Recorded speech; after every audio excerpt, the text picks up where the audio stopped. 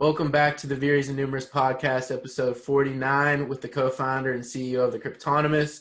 She's Forbes 30 under 30 Italia, Amelia Tomasicchio. Welcome to the show today. Hi, thank you. Thank you for your time. Yeah, I appreciate you coming on. You're super busy, so definitely appreciate you taking time out of your busy schedule. Yeah, it was difficult even to schedule this. Yeah, I know you've been running around. I see you all over the place. What's your Instagram story? Always, what is it? Always in travel. Yeah, exactly. Yeah. You for the people that don't know, you came on here. I actually looked it up. It was like 645 days ago was the last time you and I talk a lot for the Cryptonomist, but it was like 645 days ago that you were on the podcast, and Bitcoin was $10,000. It closed the daily candle that day, $10,222. So if you held over that time a whole Bitcoin, you made $55.81 a day. So I thought that was interesting. But yeah, it's been a while. I'm not coming into your podcast. Yeah, I remember. I was in another apartment. Yeah, it's been a crazy couple of years. So what would you say, like, just real quick for the people that don't know you, you did your university thesis on Bitcoin and basically went into the crypto industry right after. What year did you launch the Cryptonomist? It was 2018.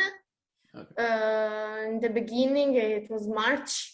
So right now it's more than 3 years we have Cryptonomist. It is for people who don't know, it's a magazine in Italian and English language online for free for everyone. It's about crypto, blockchain, NFTs, trading with your column actually. Yeah, it is.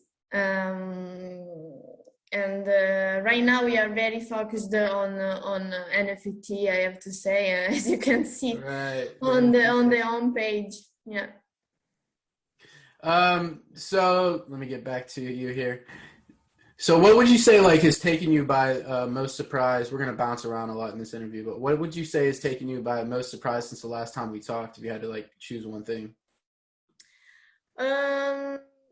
For sure, the big hype of the NFT space was quite a surprise because we talked about it since 2017 with the CryptoKitties when they were blocking the Ethereum blockchain, but no one expected it could be a very big industry like today with the huge companies entering in this sector like Facebook, Nike, Adidas, whatever. So for sure it was a big surprise. And also, as you mentioned, it was a period when Bitcoin was 10K. So right now when we reached 60K, 7K, it was quite, I don't have to say surprising, but quite nice. I know that you're, I assume, I know I have a pretty good feeling. I mean, you're building your life around crypto basically like me. So you're long crypto, you're long Bitcoin, you're not a maximalist, which I appreciate. What do you think though about the cycles and cycle theory? Because I personally think that the cycles are going to continue, and we're not going to get a super cycle, at least not yet. Do you think the bull market we're still in a bull market? Because right now I don't know the exact percentage down from the high, but we're like 25,000 off the high or something like that right now, $24,000. What do you think about like the cycles? Will they continue? Do you have any thoughts on that? Today I made an interview with an Italian trader because I'm not a trader expert, so I want to quote him. That he was saying that basically thanks to the halving of the next year and thanks to the COVID-19 pandemic, we will continue to see a very high price for Bitcoin. So even if basically for the cycle analysis it should be down, he thought these years would be completely different from what we saw during the previous year. So I hope it will be like that at least. Yeah, I do too. I sort of think we're going to continue with the cycles, but it's interesting. I don't think anybody really knows because I kind of feel like we might have front ran this cycle a little bit with all the money printing. Eric Yeah. Voorhees, the old school Bitcoin OG, Eric Voorhees posted on Twitter, I think it was today, that 80% of all US dollars have been printed over the last 2 years. So it's going to be interesting to see if the cycles continue as they've had. Yeah, and for sure, even if Bitcoin goes down, I think it will be just a little, not 10, we will not see 10K again. Right. I agree with you on that. I don't think we're going that low. What about And if not, we are lucky because we can buy more. Right, that's my theory too. Yeah, we'll load up again, and then it's like all the what do you want to call it?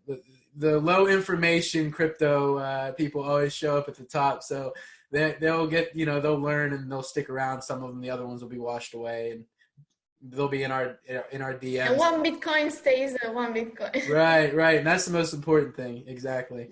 So what is, I know the Cryptonomist is working on the NFT magazine. We'll talk about that in a minute, but like what has happened in the last couple of years since the last time we talked? You're always at conferences, so I know you guys are getting out there a lot for the Cryptonomist. You want to talk about it a little bit?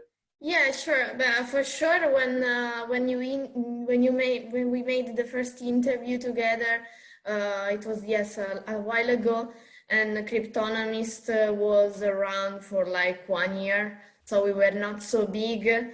I was not traveling a lot for major conference, but right now I really do, because we are invited everywhere, and I really like the atmosphere you can see during crypto conference. So I really like it. That's why, because you saw that I travel a lot, even during this period of uncertain time with COVID. The other news, so we grew a lot, because basically now we do like 1 million views per month. At that time, I think it was not even the half. And we are growing a lot. We have a lot of projects. We are working on with a lot of clients, so also for consultancy, creating the strategy.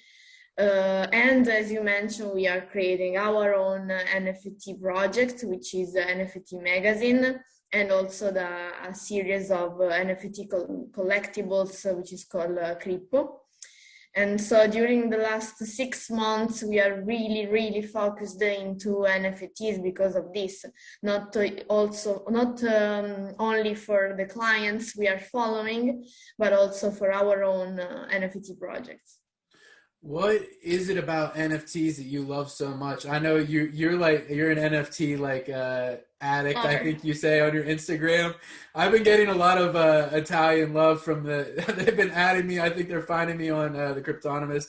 I've had a lot of Italian people adding me lately. So what is your love for NFTs? Were you like a huge art fan before that? Or obviously I think you were, but yeah, because as you mentioned before, I studied cinema, art. I was a musician when I was a kid, so I am really into art. And so with NFT, I'm basically in my own world, more than talking about trading or DeFi. So it's my environment, my new natural environment. So I really like this. And thanks to Cryptonomist, we are also working with a lot of artists, a lot of galleries. So I'm really in contact with this kind of environment, with this industry. And I really like it because, I don't know, 1 year ago, all the clients we had were about DeFi, trading, very technical, financial stuff that I like, but I'm not a real expert, not a real fan. But right now, when you are invited to vernissage, NFT exhibition, I really love it. It's Yeah. more my kind of environment. I can tell you've been enjoying it. Yeah, it was sempre and Baggio. That's what I always see you say, always in travel. So the first cover of the NFT magazine I'll share here is was Hackatow. Is that how you say it? Hackatow? Akatao, yes. Hackatow. Yeah, it's pretty. It was a super cool cover. It's my favorite of the first. What is this? The third one coming up now? Yes. Yeah, I On like this one a January the lot. 2nd, we will have the third issue. And the floor is already almost what? It's 0.21 ETH right now. Yeah, this one during the pre-sale was 0.3. No, sorry, 0.03. So it's like almost 10 times the price of the pre-sale. Yeah, I'm holding on to this one for anybody listening. So you're not getting a hold of my copy yet. So there's that. But how do you determine the artist? I'm curious about that. What is that? Is that how many people were in that decision process? During the first decision, so to decide the Akatao cover, it was just the team. So it was like 5 people deciding, okay, we know Akatao, actually Poseidon Fund, which is the holding of Cryptonomist, has the original NFT by Akatao. So they were already in contact. And so we decided to reward also an Italian artist, because we are basically all Italian. So it was 5 of us deciding this, also because we had the original NFT. But after, the NFT holders decided the second cover, because basically when you hold one NFT, you participate in the Readers Club, it's called, so basically the community of our NFT holders. Mm-hmm. And so basically they decided that the second cover had to be Coldy, because the second one is an NFT by Coldy. We gave them some options, because the only problem is that we need to have the contact with those artists to ask them the permission to use their images. So we need to contact them, sign a contract, etc. So it's not so easy to say, okay, let's put people on the cover, for example.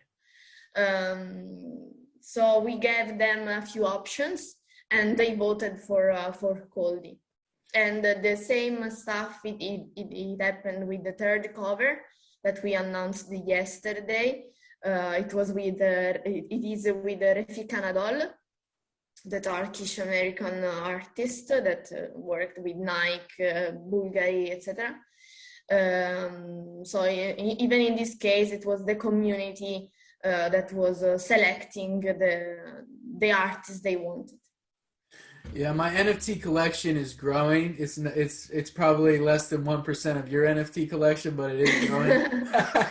So I'm dipping my toes in. The Hackatow is right there. I have an abstract on an abstract I like a lot too, but I like the Hackatow cover probably the most. I like the colors of that one a lot too. Did you see the Refik Anadol one? What did you say? The codeine one?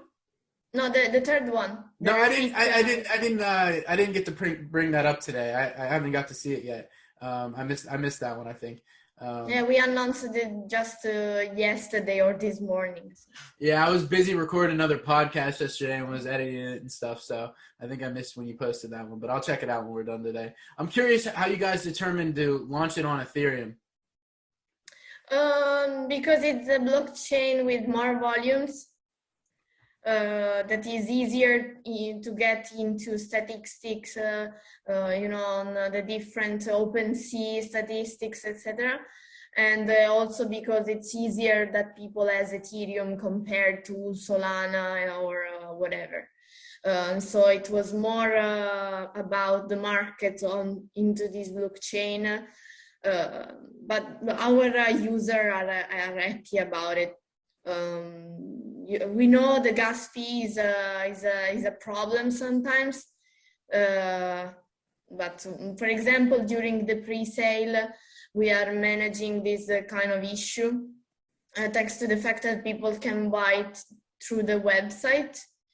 So basically, we send them the NFT without going into the OpenSea. So there are no fees for OpenSea. There are no gas fee for minting because it's only an Ethereum normal transaction. But this is only a benefit that Readers Club members get. So once you've already done it the other way, you have that benefit. I didn't realize that. Okay, that's cool. Yeah. That's definitely. Yeah, if you have one, for example, the first or the second or both, you enter in the Readers Club and you have some benefits, which is, of course, you can read the magazine itself, you can vote, as we mentioned, and you can buy the upcoming issues through the website. So you can even pay with PayPal and with credit card. And you can save the gas fees. So how does that work? You guys would mint those and then send them over to if they paid that way? Yeah. Okay, that's the one thing. I've been in the Readers Club. I missed that part. I don't know. Maybe I don't know. This way, we send you the NFT directly into your wallet. And so it's the commission of a normal transaction, so like $30, $50 maximum. I remember during the first issue, I bought my own NFT magazine copy, and I paid like $500 of gas fee for minting it. But I did because I believe in this project. But it was hard to spend $500 only for gas fee. For the record, I spent over 100 or 200 on the first one too, because I was trying to do it on my old desktop, and I should have. Then I moved over to my MacBook, and it worked fine. So it's weird. I mean, we're still in the early days of decentralized finance and stuff. So a lot of these protocols, it doesn't make sense sometimes how things work, but you know what I'm saying. So, do you think there's but as the co-founder of Ethereum said, it is the success. It is a measure of the success of Ethereum itself. If the gas fee were low, it mean that no one was doing transaction on Ethereum. No one was use it. So it is the measure of why Ethereum is successful. It's a good point too. If you think about the early days of the internet and stuff, everything was just in a constant process of scaling, like video, audio. Yeah. It was all like that. So and less safe also, because the more people do the transaction, more people mines, more is safe. So it's the price to pay. Absolutely. What do you think about the future of NFTs? Will it be like cryptocurrencies where we have all these competing currencies and I guess chains, and then we have, or will NFTs? Will there be a winner in the NFT space where everybody moves to Ethereum, or do you envision more of a future where multi-chain, I guess, in that regard too, where they can bridge to different?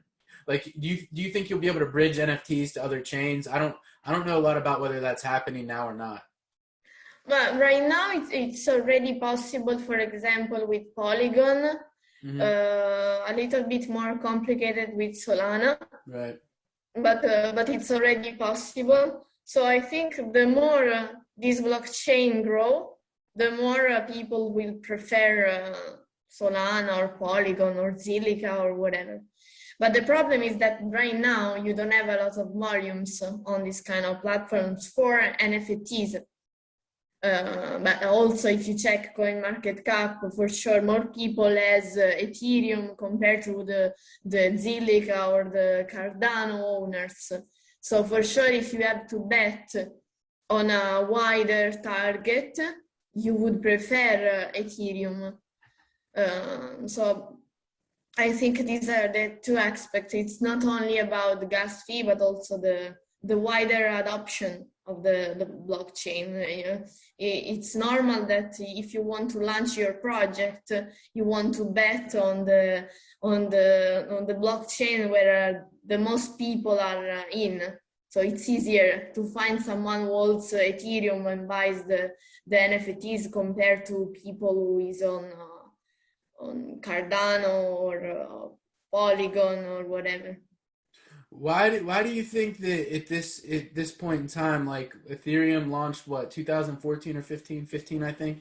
Why do you think at this point art and stuff has become so big? Do you think it's just people finally realized that NFTs were a thing overall, or what do you think? I think the pandemic, the lockdown, etc., helped this kind of movement, especially for the art sector, because artists had the problem to sell their art because the galleries, the museums, the exhibition were closed. So they didn't know how to let people buy their art. So this is one of the reason why I think it started in 2021, this kind of market. Mm-hmm. And also because of a technology revolution we are living, because younger people, kids, etc., they prefer to make art using their computer. They use Photoshop or Cinema 4D. They don't really use the brush or the canvas to do art. So if they want to become artists right now, the greatest percentage is people who do digital art. And before NFT, it was a problem because you could copy and paste a digital art. And so why I had to buy it? It doesn't have any value. I can copy, I can have it on my desktop, and it's fine. Mm-hmm. But now with NFTs, they have their market. And so with the technology going into that kind of direction, I think NFTs are the tool they can use to create their own art market. Have you seen a lot of young artists emerging in the NFT scene over the last year? Yeah, a lot. A lot of people, and everybody told me we didn't know how to sell our art before. We had to wait for some collaboration. So I don't know, to create the cover of some musician, or to do some collaboration with brands, but we couldn't sell just our piece of art because it was replicable. You could copy and paste. Even if they posted on Instagram to show, I could save, that's mine. So it was, why should I buy something like that? Mm-hmm. At least they had to print it or whatever. But if it was a GIF or a video, it was quite impossible to sell this kind of stuff. So yeah, with NFTs, this is possible. And for example, in Milan a few weeks ago, they did an exhibition only of NFTs. There were like 100 artists, and a lot of them, they were really young, like 20s, 30s maximum. And they all say the same. I feel like you're interested in a lot of the same stuff as me, like as far as like free markets. This is like a way for like, this is really like a use case of like where free markets are like, it's happening. Like what we envisioned is basically happening. It's not just Bitcoin now. Like we're actually seeing like all these artists, like you're saying, are getting this opportunity to like make money without somebody taking 80% or whatever, from them. Yeah, because the galleries usually take the 50%. So it's a huge percentage compared to, I don't know, Super Rare, OpenSea, and the other NFT platforms. So this is another plus for sure. How do you envision the future? Will everybody have some sort of like digital frame like you have or I have on the wall, but digital, and we'll have our NFTs on like rotation in our house to show them off? Or do you ever think about that? Yeah, more and more companies are creating this kind of screens to show NFTs, very plate. But I think it's normal.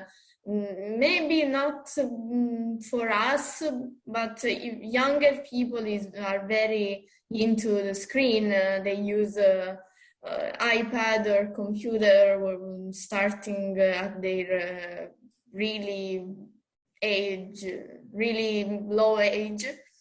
So even if you are 5, you already have an iPad.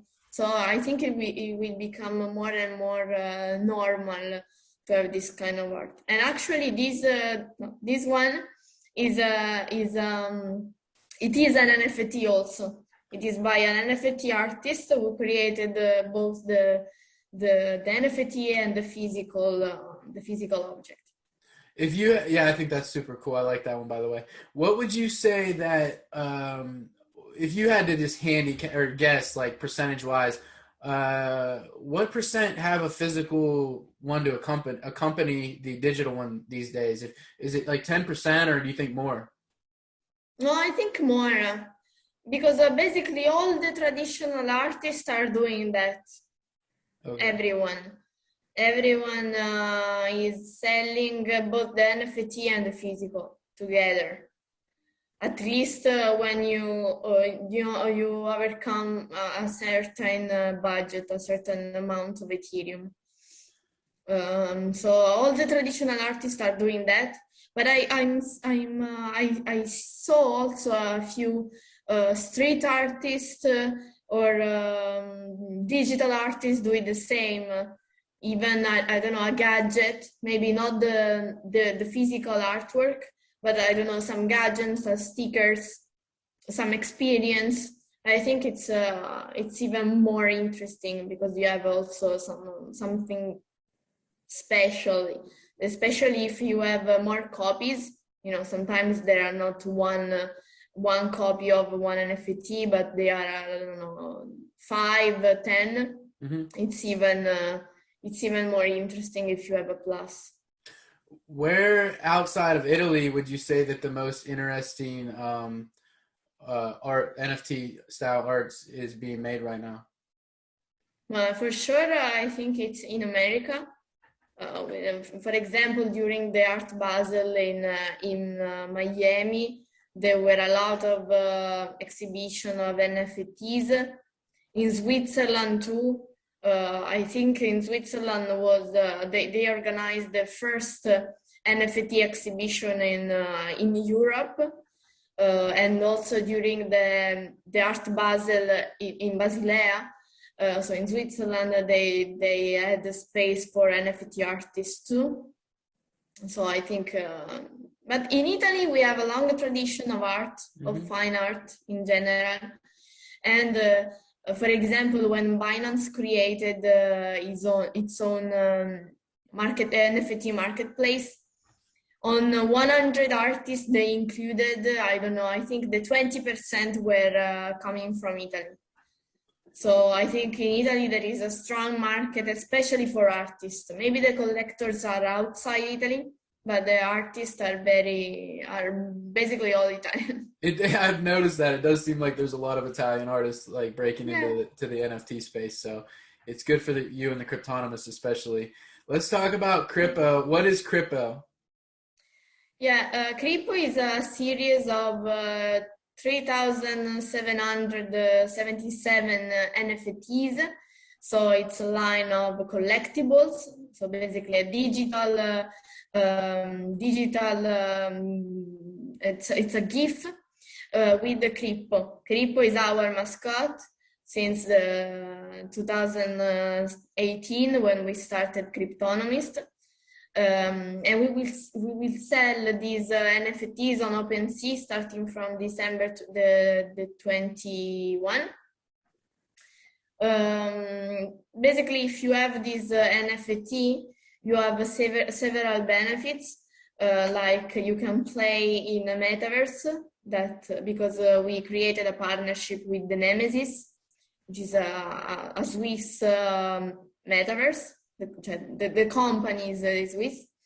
And you can participate in live events, concerts, conferences in these metaverse, but also we are planning to organize physical events only for crypto holders. And also we have an interesting, I think, roadmap and token economy, because if you buy crypto, you will have crypto tokens, because we will have a DAO. So instead of just voting in the website, you will have a governance token to do so, and it will be linked probably to the NFT Magazine too. And also you can stake and farm with your NFTs to have the whole crypto family. So basically, if you have crypto, you can stake it to get his wife. If you stake the wife, you can have the kids. If crypto is a rare one of the rarest, you can have 2 kids. And the more you do this kind of process of staking, etc., the more you get also the crypto tokens. So we wanted a long-term roadmap. This is why we are not just launching the NFT, but all this token economy around it. Yeah, I like that. So you're basically giving incentivizing people to, take some stake in the ecosystem, basically, and yeah. Because the market is becoming more and more conscious. Mm-hmm. So when a collector decide if they want to buy or not an NFT, I think they are starting checking all the benefits, not only, okay, this is rare, this is not rare, this is a good company, this is not. I think now it's more into the benefits you can have with the purchase of one NFT. So that's why we want to do a lot of stuff, the merchandising, the events, token, etc. Yeah, you're definitely getting ahead of that. I haven't seen any of the other companies doing that yet, so you're innovating on that. Just, I think, one last question before I let you go. So I'm always curious, like, what do you think about the next, let's just say the next 12 months? What do you think do you think GameFi is the next big thing, or what do you think is like the next huge thing overall in crypto, if you had to like just pick something from your travels and just what you see every day with the Cryptonomist and stuff? Yeah, for sure the metaverse, thanks also to the news of big companies entering this specific field. Gaming, even if right now there are a lot of announcements of new games coming, but you don't really have a good user experience. So I think in the future we will see this industry growing. And also another stuff is security tokens. I think there will be more and more projects launching their security token offering. We will see more security token platforms. I tend to agree with you on both accounts. I appreciate you coming on today. Do you want to drop any links right now? I'm going to have your link in the corner here for the Cryptonomist, but if you want to... Yeah, maybe you can post your page of Cryppo. So okay. Cryppo/Brian, I think.